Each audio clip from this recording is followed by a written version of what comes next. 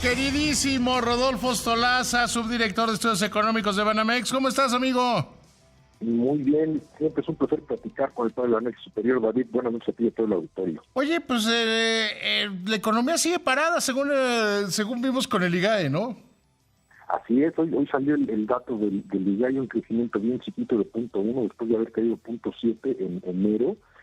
Malas noticias, parece ser que el primer trimestre del año va que vuela para presentar una contracción con respecto al cuarto trimestre de 2025 y es contradictorio porque justamente en ese periodo vimos una expansión importante de la actividad económica, alcanzó a levantar el número del PIB de todo el año y la actividad ha empezado mucho más lenta este año.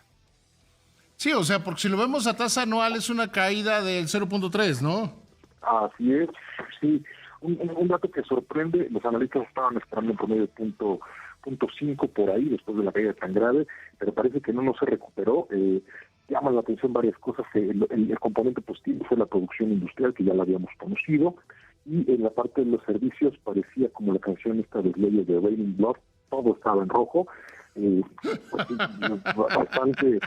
bastante complejo, ¿no? Solo algunos sectores muy puntuales, y también el sector primario también muestra estos números. Creo que ya está como muy definido, muy cantado que tendremos un primer trimestre negativo en el año. Sin embargo, eso no resta, digamos, en cuanto a la estructura del país, cómo se ve que crezca. Seguimos pensando que va a haber un crecimiento mejor que el año pasado, pero los riesgos cada vez se encuentran más a la baja, ¿no? Digo, y yo creo que algo que tenemos que tener sobre la mesa es que en la próxima Junta de Gobierno lo más probable es que vuelvan a disminuir la tasa de referencia, ¿no? Eso está como bastante cantado. Es que le he dado mucho seguimiento a cómo están moviendo las tasas, las inflaciones de equilibrio y todo esto. Creo que la vez pasada recortaron, esta vez los argumentos no han cambiado, la atonía económica al contrario se ha acentuado y creo que realizarán un último recorte a la tasa para dejarlo en 6.50 y entonces sí esperar. Los analistas traemos el promedio que ese va a ser el nivel para el cierre de este año y del siguiente, dejando la tasa justo en el intervalo de neutralidad de acuerdo a las expectativas de inflación. Esperemos que esto tenga un efecto sobre el horizonte que opera la política monetaria de 18 a 24 meses, justamente sobre la inversión, que hoy también se dio a conocer el dato de la construcción de la encuesta, y lo que vimos es que sigue cayendo, pero la inversión pública, que es por segundo mes consecutivo, aumenta, y ya lo que se está reduciendo es la construcción privada, ¿no?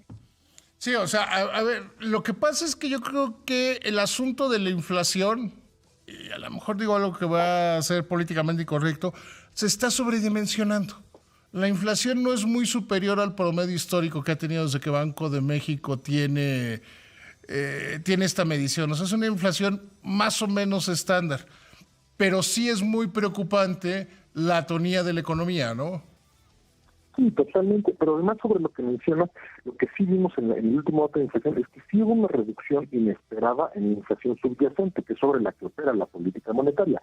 Y los impactos que hemos visto, particularmente el de jitomates, las frutas y las verduras, ha sido sobre la inflación no subyacente, donde la política monetaria no puede hacer gran cosa. Justamente esa es la característica de estos precios. Oye, enséñame algo. Yo creo que no puede hacer nada la política económica sobre la inflación subyacente. Ahí no agarra, digamos. La política monetaria sin duda no, la política fiscal, bueno, esa es otra historia, sobre todo porque ahí están las tarifas de gobierno, la parte de los energéticos, pero sobre la parte agropecuaria pues tiene más que ver con el deterioro que ha habido con el campo mexicano desde décadas atrás, los impactos de la sequía de los 2 años previos, en fin, una serie de factores que han impactado y se empiezan a reflejar ahí, por supuesto, la incertidumbre del TEMEC, también añade ahí.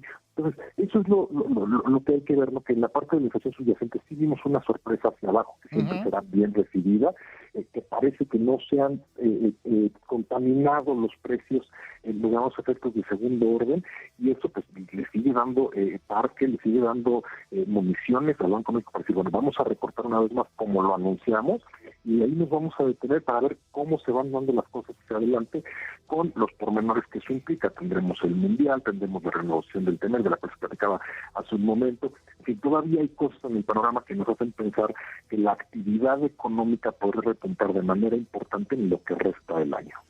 Mira, yo te diría, la política fiscal, pues le está costando una brutalidad de dinero mantener los precios bajos de la gasolina, el diésel, el gas y además pues, un desgaste político por andar haciendo pactos con todos los sectores y, por ejemplo, el del diésel, están muy enojados los productores de diésel, pero se impuso la presidenta, ¿no? Sí, no, totalmente. O sea, además, la política fiscal, en particular por el lado del gasto, tiene ya muchas presiones por la pirámide poblacional de México, pero también por los compromisos políticos que se han adquirido, y no se ha visto de manera clara que haya algún cambio por el otro lado, que es el de los ingresos. No se han hecho cosas muy puntuales, no se habla de esta gran reforma fiscal que viene posponiendo desde hace ya muchos años, porque realmente la recaudación en este país es muy baja, y aunque, por ejemplo, ahorita el precio del petróleo ande cerca de los $100, pues hay que pensar que México ya no exporta tanto petróleo, pero importa cada día más gasolina, ¿no?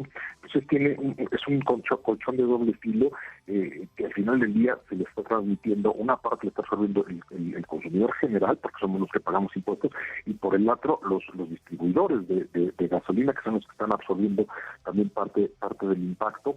En fin, por el lado de precios la cosa sigue, tuvimos un respiro, digamos, pero sí por el lado de la actividad, sobre todo la demanda interna nos está mostrando que el primer trimestre no será uno de números halagüeños para la economía mexicana. Yo diría, tratando de resumir un poco las cosas, querido Rodolfo, que hoy es más importante recuperar el crecimiento que una inflación en el 4.3, 4.4, 4.5 como está ahorita, ¿no? Sobre todo, y complementando esa idea, tiene que ver con las expectativas de inflación, las cuales siguen ancladas. La inflación de largo plazo, lo que creemos que va a pasar con la inflación, siguen muy ancladas. Tal vez en el mercado no, por ejemplo, podemos ver los bonos a 3 años que sí muestran un diferencial importante contra las tasas más cortas. Entonces también tiene que ver con la prima de riesgo, con el propio tiempo que lleva y lo que está sucediendo a nivel internacional.